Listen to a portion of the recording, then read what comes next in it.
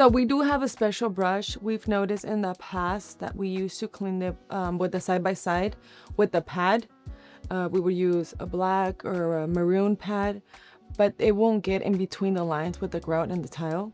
So what we use now, we have this special equipment that it's a brush, and the bristles are not supposed to be that harsh that can damage the grout, but we have one that the bristles are like not soft, not hard, but like in between.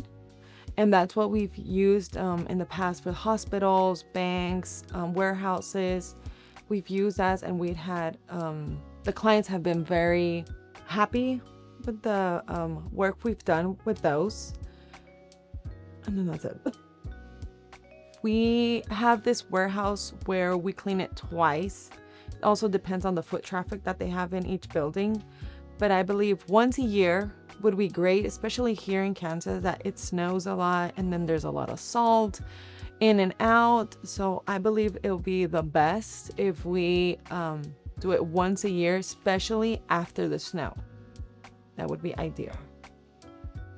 Well, we use a special product that say Grout on it, not to mess it up, but there was one occasion in downtown Kansas where some other company used some sort like of acid, and it lifted up the color and it let it out spotty, and it looked like it was clean, but it looked grimy. I don't know if that makes sense.